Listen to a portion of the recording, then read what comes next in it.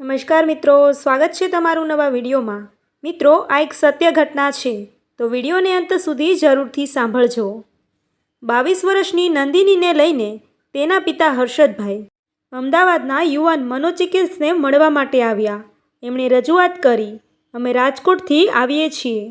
અમારા રાજકોટમાં પણ સારા ડૉક્ટરો છે, પણ તેમની પાસે મારી દીકરીને સારવાર માટે લઈ જાઉં તો વાત ફેલાઈ જાય। નંદિની હજુ અનમેરિડ છે, એ વગોવાઈ જાય તો એને સારો વર ન મળે। ડૉક્ટરે માથું હલાવીને સૂચવ્યું કે તેમણે પરિસ્થિતિની ગંભીરતા સમજી લીધી છે। એમના ચૂપ રહેવાનું કારણ એટલું કે હર્ષદભાઈ ઔપચારિક વાતોમાં વધારે સમય ન બગાડે, જલ્દી મુદ્દાની વાત પર આવે। હર્ષદભાઈ મુદ્દાની વાત પર આવી ગયા।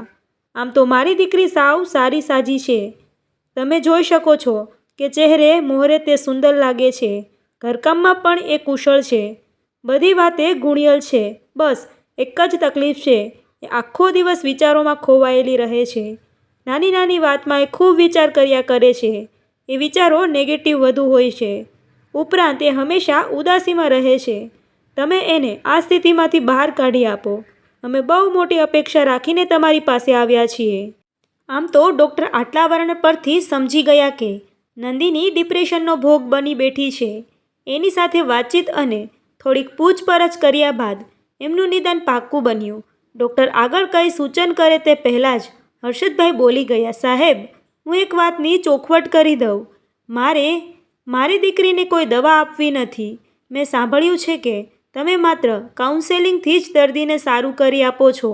ડૉક્ટરે કહ્યું, હા, કેટલાક પેશન્ટ્સમાં ફક્ત કાઉન્સેલિંગથી જ સારું થઈ જાય છે, જેમને જરૂર જણાય તેમને દવાઓ પણ આપવી પડે છે। ના સાહેબ, દવાની તો વાત જ ન કરશો। હર્ષદભાઈ એમની વાતમાં મક્કમ હતા। ઠીક છે, ડૉક્ટરે નમતું જોખ્યું, મારા ક્લિનિકમાં 3 સાયકોલોજિસ્ટ યુવતીઓ છે, હું નંદિનીને એમાંથી એકની પાસે મોકલું છું। એ 2 કલાક જેટલો સમય ફાળવશે। તમે બાજુની રૂમમાં નંદિનીને મોકલો અને તમે વેઇટિંગ રૂમમાં બેસો। નંદિની કાઉન્સેલિંગનું સેશન પૂરું કરીને ફી ચૂકવીને એના પપ્પાની સાથે રવાના થઈ ગઈ। ડૉક્ટર તો પોતાના વ્યસ્ત શિડ્યુલમાં ડૂબી ગયા। થોડાક દિવસો પછી નંદિનીની વાતને ભૂલી ગયા। 5 સેશન્સ પૂર્ણ કર્યા બાદ એક દિવસ બાપ દીકરી ડૉક્ટરને મળ્યા। હર્ષદભાઈના અવાજમાં ચિંતા ઝલકતી હતી, સાહેબ, નંદિનીની સ્થિતિમાં ખાસ કંઈ સુધારો વર્તાતો નથી, હજી પણ એક કહો દિવસ। ભાઈ, મેં તો તમને પહેલા દિવસે જ કહ્યું હતું કે માત્ર કાઉન્સેલિંગથી તમારી દીકરીનો પ્રશ્ન હલ નહીં થાય, તેના માટે મેડિસિન્સની જરૂર પડશે। ડૉક્ટરે યાદ કરાવ્યું। હર્ષદભાઈએ કચવાતા મન સાથે કહ્યું, ભલે સાહેબ, તમે દવાઓ લખી આપો। ડૉક્ટરે પ્રિસ્ક્રિપ્શન લખી આપ્યું, સાથે સૂચના આપો, 1 મહિના સુધી આ ગોળીઓ લો અને પછી મને બતાવવા માટે આવજો। 1 મહિનો પૂરો થઈ ગયો। હર્ષદભાઈ દીકરીને લઈને આવ્યા। એમના અવાજમાં ઘેરી નિરાશા હતી, સાહેબ, મારી દીકરીની હાલતમાં 1% જેટલોય સુધારો થયો નથી। એવું બને જ નહીં, મારું નિદાન સાચું છે, મેં દવાઓ પણ સારી આપી છે, સુધારો કેમ ન થાય? તમે મને દવાઓનું બિલ બતાવો અથવા ગોળીઓની ખાલી સ્ટ્રીપ બતાવો।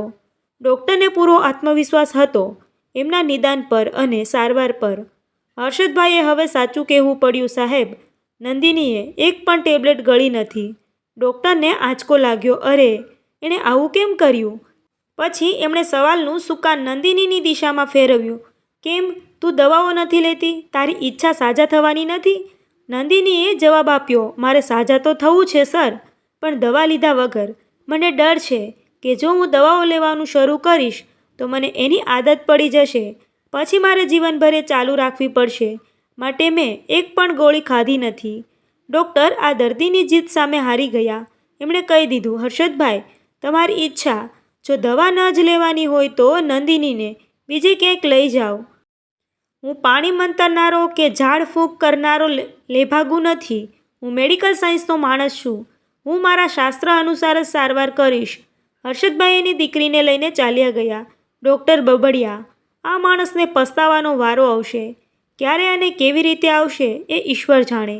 વધારે સમય ન લાગ્યો, 6 મહિના થયા ત્યારે બાપ દીકરીનું ફરીથી આગમન થયું। આ વખતે હર્ષદભાઈ પણ નંદિનીની જેમ જ ઉદાસ અને હતાશ દેખાતા હતા। ડૉક્ટરે પૂછ્યું, શું થયું હર્ષદભાઈ, તમે કેમ ચિંતિત લાગો છો? નંદિનીને કેવું છે? કોઈ બીજા ડૉક્ટર પાસે દવા કરાવી કે નહીં?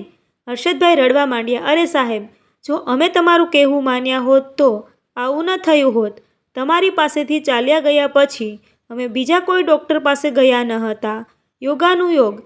એ દિવસોમાં નંદિનીની માટે સારા સારા ઘરમાંથી માગા આવવા લાગ્યા હતા. અમે સૌથી સારો મૂર્તિઓ પસંદ કરીને નંદિનીની સગાઈ કરી દીધી. ઘર પણ સારું હતું. 1 મહિના બાદ લગ્ન કરી દીધા. નંદિનીને પરણીને સાસરે ગઈ. અમે રાહતનો શ્વાસ લીધો. હર્ષદભાઈ બોલતા રહ્યા અને ડૉક્ટર સાંભળતા રહ્યા. નંદિની પરણીને સાસરે ગઈ તેમાં અને બીજી નોર્મલ યુવતીઓ પરણીને સાસરે જાય તેમાં ખૂબ મોટો ફરક હતો. મનદુરસ્ત કન્યાઓ સાસરે જતી હોય ત્યારે એમના હૈયામાં ઉલ્લાસ ઉભરાતો હોય છે. નવી જિંદગીના સપનાઓ છલકાતા હોય છે. પણ નંદિનીને તો વિચારવાયુનો અને નકારાત્મક ખ્યાલનો ભોગ બનેલી માનસિક રીતે બીમાર યુવતી હતી. એનું મન સતત નેગેટિવ વિચારો કરતું રહ્યું. પતિ મારી સાથે કેવું વર્તન કરશે? સાસુ મારી પાસે બહુ કામ કરાવશે? સસરા કડક હશે? નણંદ ચુગલીખોર હશે? આવા વિચારોના કારણે નંદિની ડિપ્રેશનમાં સરી પડી. એના પતિને તો ખબર જ ન હતી કે નંદિની લાંબા સમયથી ડિપ્રેશનનો ભોગ બનેલી છે. જો ખબર હોત તો કદાચ એણે સારી અને સાચી સારવાર કરાવી હોત. લગ્ન જીવન 2 જ મહિનામાં ડામાડોળ થવા લાગ્યું. 3જો મહિનો પૂરો થયો ન હતો ત્યાં તો નંદિનીનો પતિ એની હરકતોથી કંટાળી ગયો. સાસુ સસરા પણ હિંમત હારી ગયા. એક દિવસ વેવાઈ હર્ષદભાઈને બોલાવીને કહી દીધું, અમને બીજો કોઈ જ વાંધો નથી, પણ તમારી દીકરી આ ઘરમાં ચાલી શકે એવું નથી લાગતું. નંદિનીએ પણ કહ્યું, પપ્પા મને ઘરે પાછી લઈ જાઓ, મારે અહીં નથી રહેવું. બાપ બીમાર દીકરીને લઈને પોતાના ઘરે આવી ગયા. હર્ષદભાઈ આજકાલ ડૉક્ટરને મળવા આવે છે, પણ એમની વાત એની એ જ છે. સાહેબ, નંદિનીને તમે સાજી કરી આપો. મારે એના સાસરે પાછી મોકલવી છે. હું ક્યાં ના પાડું છું? ડૉક્ટર સમજાવે છે. હું તો દવાઓ લખી આપવા તૈયાર છું. નંદિની લેવા માટે તૈયાર છે? દવાની તો વાત જ ન કરશો સાહેબ. એકવાર દવા લેવાનું શરૂ કરો એટલે જીવનભર એની આદત પડી જાય. હર્ષદભાઈની કેસેટ વાગવી શરૂ થઈ જાય. દવાની આદત પડી જાય એ માન્યતા ખતરનાક છે. એવી ઘણી બીમારીઓ અથવા શરીરની સ્થિતિઓ છે જેમાં આખી જિંદગી દવાઓ લેવાની જરૂર પડે છે, જેવી કે હાઈ બીપી, ડાયાબિટીસ, અમુક પ્રકારના તત્વોનો ઉણપ, બ્લડ બ્રેન, હાડકાની કેટલીક બીમારીઓ. ડૉક્ટર સલાહ આપે છે અને દર્દીઓએ સલાહને અનુસરે છે, તો પછી માનસિક બીમારી માટે દવાઓ લેવાની આનાકાની કે ઇનકાર શા માટે? આ પ્રશ્ન વિચારવા જેવો છે અને એને સમજીને ઉકેલવા જેવો છે. મિત્રો, આવી સત્ય ઘટનાઓ અને નવા વિડીયો જોવા માટે અમારી ચેનલ સાથે બન્યા રહો. થેન્ક યુ મિત્રો.